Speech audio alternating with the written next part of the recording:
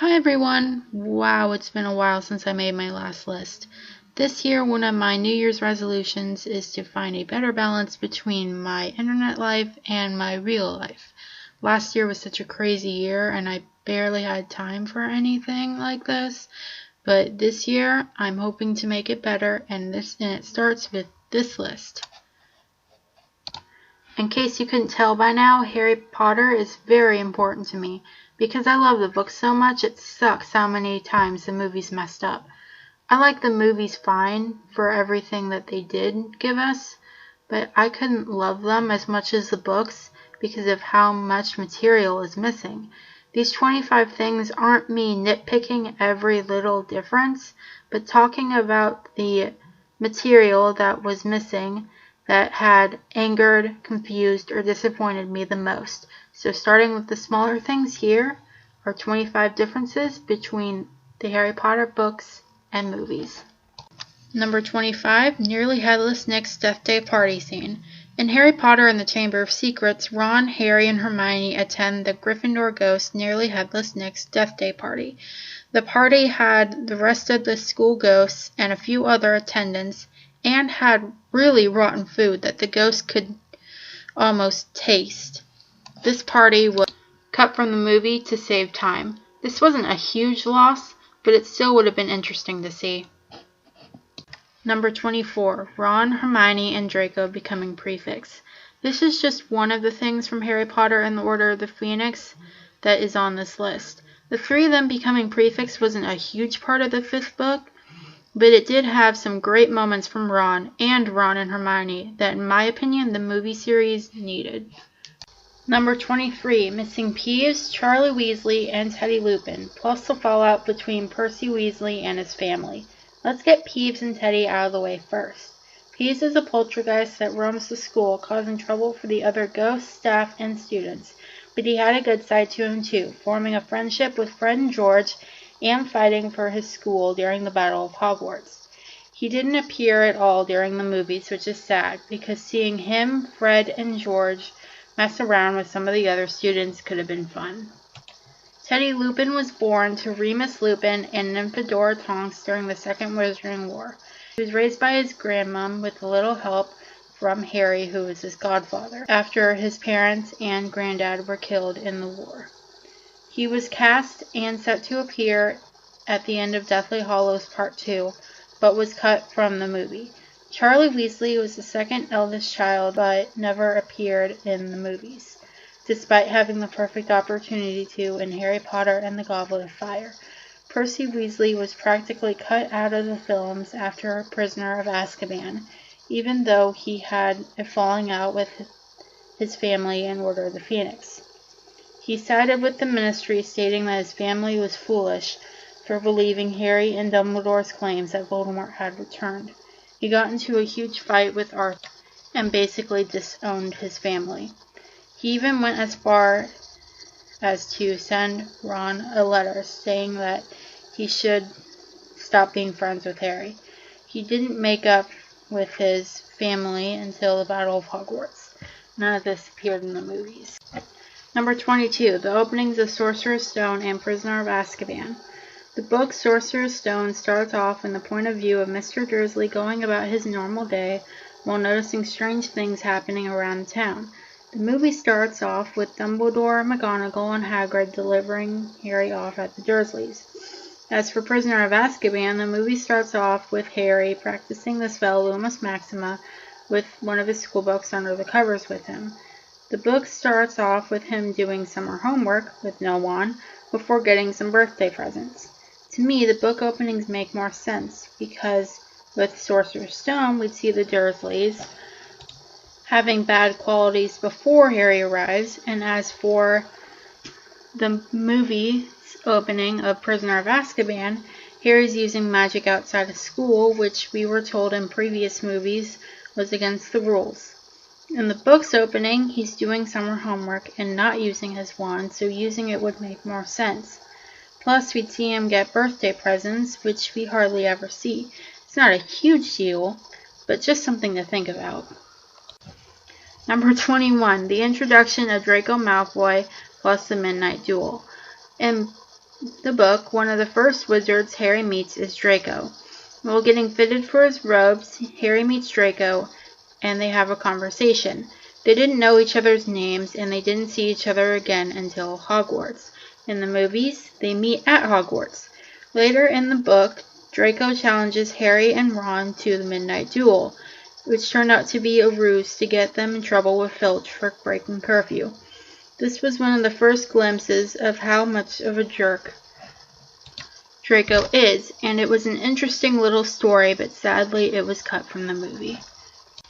Number 20. The Firebolt plus Quidditch. After Harry's Nimbus 2000 gets destroyed, someone anonymously sends him a firebolt. In the movie, Harry got it at the end of the school year, but in the book, it was given to Harry on Christmas. Thinking the broom could be cursed, Hermione reported it to McGonagall, and it was taken away for a while. Speaking of a firebolt, Quidditch was consistently played in the books, with Gryffindor winning the Quidditch Cup in Harry's third year. However, in the movies, there was no mention of Gryffindor winning the cup, and for the few games in the movies, it was only against Slytherin. It cut out Quidditch from Order of the Phoenix, including Ron making the team, and Quidditch was only briefly mentioned in Half-Blood Prince. Number 19. Harry doesn't get in trouble for nearly killing Draco? Speaking of Half-Blood Prince, remember when Harry and Draco were dueling in the bathroom and Harry nearly killed him with the spell Secum Sempra? Well, if you've only seen the movie, you might think that Harry didn't get in trouble for that. In the books, Harry ends up getting multiple detentions for the act. Cutting this out of the movie was confusing because it can make people think that a student can deeply injure another student and get away with it. Number 18. The Potions Test. At the end of Sorcerer's Stone, Ron, Harry, and Hermione needed to get through a series of tests to stop who they thought was Snape from obtaining the stone. Hagrid sent Fluffy, Professor Sprout put in Devil's Snare, Professor Flitwick charmed a bunch of keys to fly, Professor McGonagall transfigured a life-size board of wizard's chess, and Professor Snape put in a potions test. In the book, the three of them managed to get through Fluffy, the Devil's Snare, with a little help from Hermione, and the keys with a little help from Harry. Ron sacrificed himself during the chess match, and Hermione helped Harry defeat the potions test before going back to help Ron. However, the potions test was cut out of the movie. Hagrid had told them earlier that Snape was one of the teachers protecting the stone, but by cutting the scene out of the movie, there's nothing to back that statement up. Number 17. Polyjuice Potion. Polyjuice Potion was used 5 times in the books that we saw anyway. Once in the Chamber of Secrets, all throughout Goblet of Fire, and 3 times in Deathly Hallows. In the movies, it was only used twice in Deathly Hallows, 1 for each part. Not only did they cut out Harry using it during Bill and Fleur's wedding in Deathly Hallows Part 1, but in Chamber of Secrets and Deathly Hallows Part 1 and 2, when the characters used the Polyjuice Potion, it didn't change their voices. However, when Barty Crouch Jr. used it all throughout Goblet of Fire, it did change his voice. Confusing, isn't it? Every time it was used in the books, it did change their voices. Number 16. Harry's Eyes. It was mentioned in nearly every film that Harry has his mother's eyes, but he doesn't. Harry's eyes were supposed to be green, but since Daniel had a bad reaction to the contacts, Harry's eyes were blue. When they were casting for young and adult Lily, they weren't thinking that they needed to get someone with blue eyes. Instead, both Lilies had brown eyes. In the books, both Harry and Lily had green eyes, making the line, "You have your mother's eyes," actually make sense. Number 15. The Elder Wand. The Elder Wand is one of the Deathly Hallows. Voldemort was using it all throughout Deathly Hallows Part 2. In both the book and the movie, we found out that Harry was the true master of it. In the movie, without fixing his own wand first, he breaks it in half and throws it away. In the book, he uses it to fix his own wand, which he's always preferred, and places the Elder Wand back in Dumbledore's grave. The reason why he does this is so that if he dies of a natural death, no one will ever be its true master again. Much better, if you ask me. Number 14. Aunt Petunia's Howler, plus Dudley's redemption. Petunia and Dudley's relationship with Harry changed after Harry had saved Dudley's life from Dementors in Harry Potter and the Order of the Phoenix. In the books, Petunia had received a howler from Dumbledore after Vernon tried to kick Harry out of the house. It told her to remember my last. This howler caused her to convince Vernon to let Harry stay. In Deathly Hallows, Petunia was really close to wishing Harry luck, but suppressed it before leaving. Meanwhile, after Harry saved his life, Dudley began to see the kind of person he really was, and started to change his ways.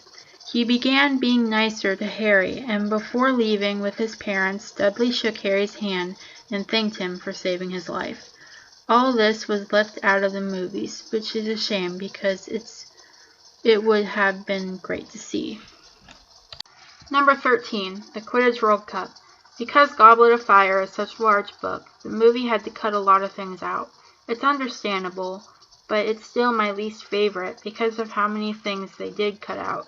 At the beginning of the movie, they set up Harry, Hermione, Ron, Fred, George, Ginny, and Arthur going to the Quidditch World Cup. During the setup, they cut out Arthur, Ron, Fred, and George getting Harry from the Dursleys, during which Fred drops one of his and George's joke candies in front of Dudley, causing Molly to fight with the twins. And then they cut out the cup altogether. During the cup, a lot of important stuff happens, some of which I'll discuss later. It's disappointing because the movie set us up for nothing. Thanks a lot. Number 12. Harry and Voldemort's final fight, plus the way the Death Eaters die. How many of you were disappointed of the final fight between Harry and Voldemort in the movie? Yeah, I was too. In the book, Harry began by shooting spells at Death Eaters under his invisibility cloak before revealing himself to everyone. Him and Voldemort began circling around everyone and talking about love, Snape, and the true master of the Elder Wand before Harry disarmed and killed him. He died like a normal person. In the movie, Harry pulls him down away from everyone. They don't talk much, and Voldemort exploded into a million pieces. Same with Bellatrix. In the book, she died like a normal person. In the movie, she also exploded into a million pieces. Yeah, a bit strange, isn't it?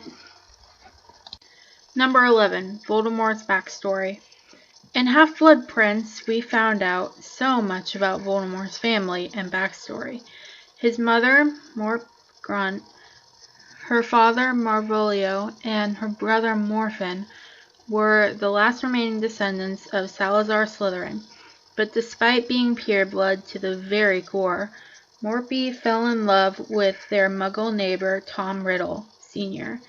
After her father and brother were taken to Azkaban, Morphy started giving Tom love potion, and they got married and pregnant with Voldemort, aka Tom Riddle. Since Voldemort was conceived on love potion, he could never understand or fall in love. Morphy stopped giving Tom the love potion after they got pregnant, and he left. Morphy died an hour after giving birth, and Voldemort was raised in a Muggle orphanage. The movie cut a majority of his story out to save time, and to this day, I'm not certain if I'm happy about it or disappointed. Number 10. Battle of the Astronomy Tower, plus Dumbledore's funeral. Also in Half-Blood Prince is the Battle of the Astronomy Tower. While the drama with Draco, Harry, and Dumbledore was happening in the tower, there was a battle between the Order and Dumbledore's army and the Death Eaters. Neville and Bill were deeply injured in the battle, and a Death Eater died.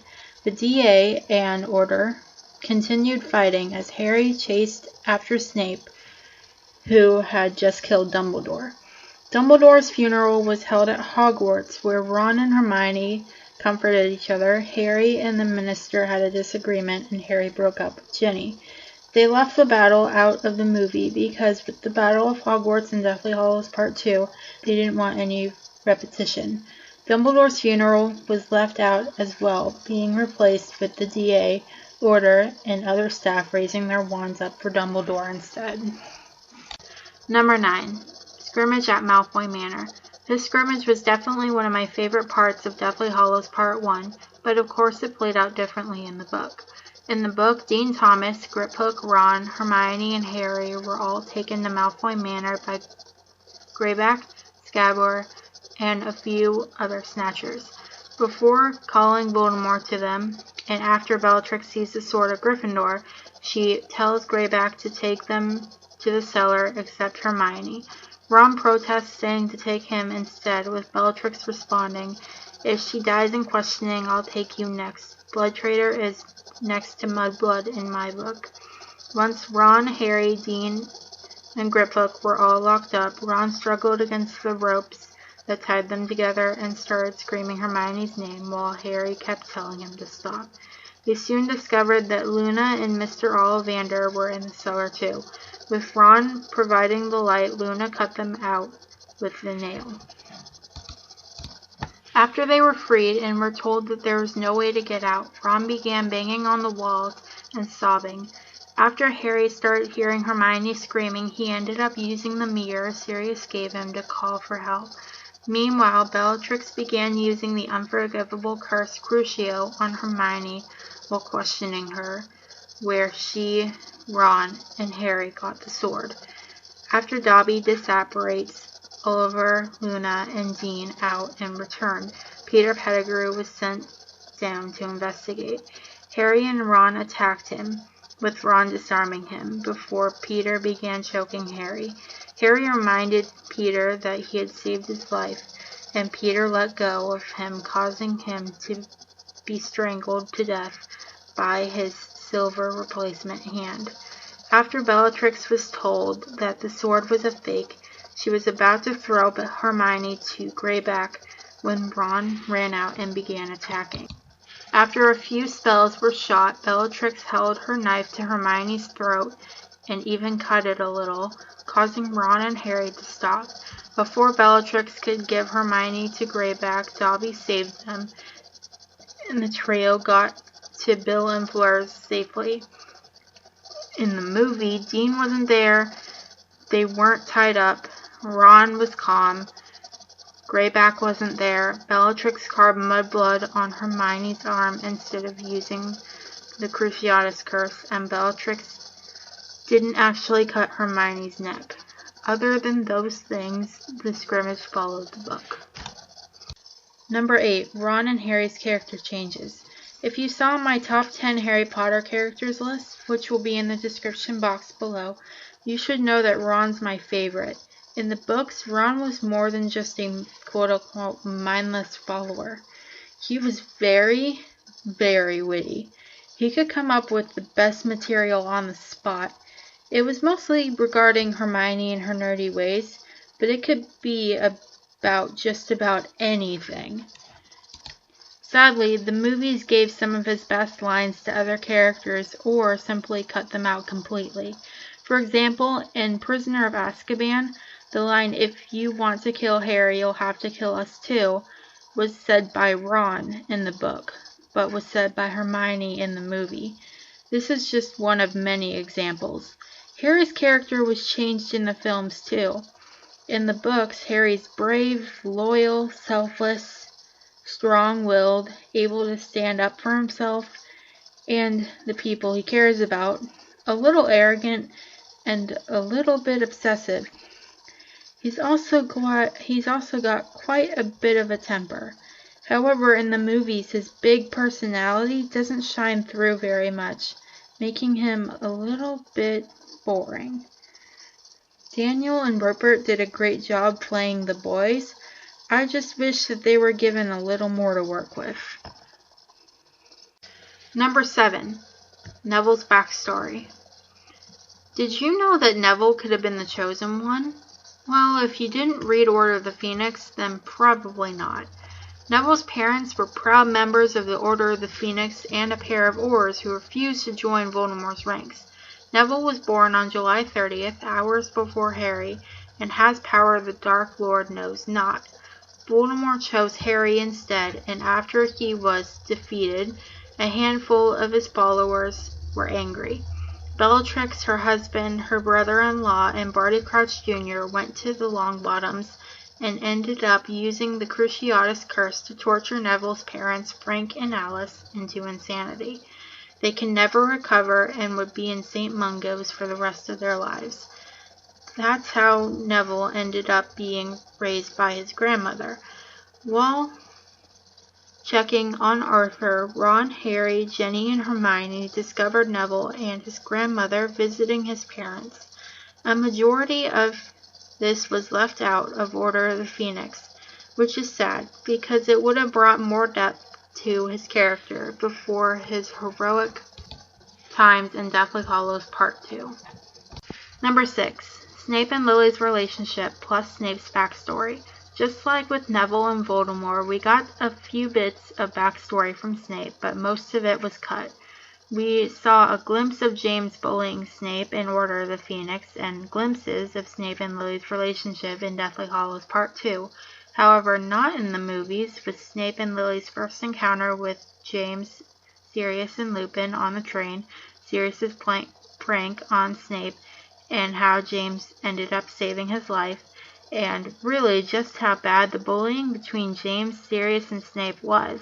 We saw it in the flashback, Snape calling Lily a mudblood, but not Snape trying to apologize to her and Lily confronting him about his best friends and the dark arts. All of this was in the books. Don't get me wrong, what we got was great, but I just wish we got more. Number 5. Missing relationship moments. I'll talk more about some of this during number 3 and number 1, but there's some separate stuff for here. Let's start with Ron and Hermione. By cutting stuff like them being prefix out and changing Ron's character, it made the relationship between them seem forced. For example, Ron and Hermione's first kiss was changed from book to movie. In the book, Ron, and Harry are all in the Room of Requirement looking for the diadem, when Ron started saying they should get the house elves out of the castle. Hermione then jumps in his arms and kisses him until Harry breaks them apart.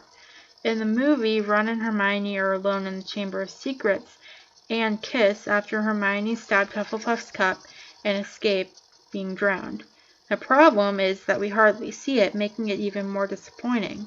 If they would have kept in Ron and Hermione being prefix, Hermione's very pissed off reaction to Ron returning to her and Harry in Deathly Hallows, or Ron's reaction to Bellatrix torturing Hermione, also in Deathly Hallows, things would have been better. Ron and Hermione's relationship wasn't the only one the movies changed or basically cut out. We barely saw Lupin and Tonks' relationship, or Bill and Fleur's relationship. They cut Harry and Cho's Valentine's date in Order of the Phoenix. They basically cut Sirius out of Goblet of Fire, which made his death in the movies seem a little less sad for me. I already talked about them cutting the change in Aunt Petunia and Dudley's relationship with Harry. The list goes on and on. With love being the central theme of Harry Potter, the movies did screw up some with certain relationships. Number 4. Cutting the Marauders' backstory. Remember the names Moony, Wormtail, Padfoot, and Prongs from the Marauders map? Well, if you only watched Harry Potter and the Prisoner of Azkaban and didn't read the book, then you wouldn't know that Moony is Remus Lupin, Peter Pettigrew is Wormtail, Padfoot is Sirius Black, and Prongs is James Potter. When Remus started Hogwarts, the Whomping Willow was planted and connected to the Shrieking Shack so that he could transform into a werewolf in private. Remus, being afraid that his friends would exclude him, kept him being a werewolf a secret. However, in their 3rd year, they found out and spent 2 years secretly becoming unregistered animagi. Peter became a rat, Sirius is a dog, and James is a stag. During their 5th and 6th year, whenever Remus turned into a werewolf, James, Peter, and Sirius snuck out of Hogwarts through the Whomping Willow and into the Shrieking Shack. Peter, as Wormtail, stopped the vines on Whomping Willow, and James and Sirius controlled Remus as Padfoot and Prongs, while the four of them explored Hogsmeade together. That's also when they created the Marauders map. As to be expected, all of this was cut out of the movies. Number 3. SPEW and House Elves. Do you know what SPEW is, or who Winky is? At the Quidditch World Cup in Harry Potter and the Goblet of Fire, we met Winky, who was the house elf of the Crouch family. After witnessing Winky being mistreated by Barty Crouch and then being forcefully let go, Hermione started the Society for the Promotion of Elfish Welfare, aka SPEW. Winky got a job at Hogwarts with Dobby and some of the other house elves. Being depressed about losing her job with the Crouches, she became addicted to butterbeer. Dobby would take her to a room of requirement and take care of her. Speaking of Dobby, did you know that he was the one to give Harry the gillyweed in Goblet of Fire, not Neville? Dobby was absent from movies 3 through 6. That doesn't make a lot of sense because Ron and Hermione didn't meet Dobby in Chamber of Secrets, but they seemed to know him in Deathly Hallows. Dobby and Winky were an important part of Goblet of Fire, and SPEW was an important part of Hermione's character.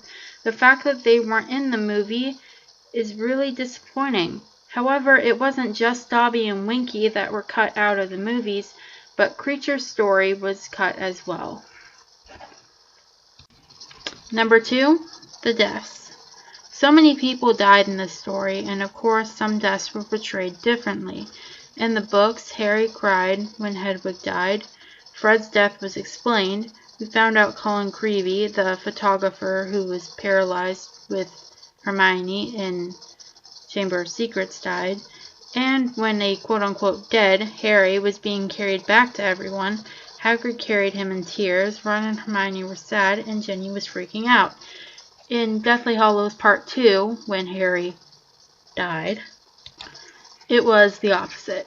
Well, kinda. Ginny cried out once after seeing Harry in Hagrid's arms. I know with so many deaths they couldn't portray every death that are in the books, but I wish that they would have portrayed Fred and Harry's deaths better in Deathly Hallows Part 2. Before we get to our number 1 pick, here are a few honorable mentions.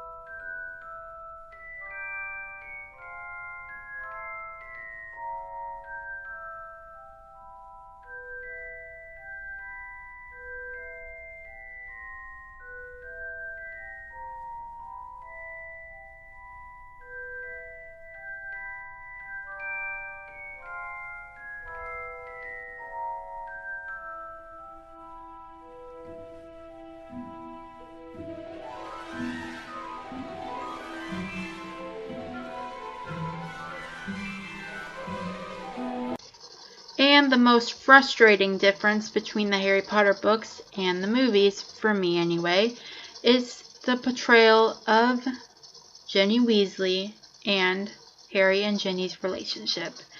In the books, Ginny was fierce, independent, smart, and sassy, while in the movies she was, of course, the complete opposite. Other than Chamber of Secrets, it seemed like her only role in the story was to like Harry.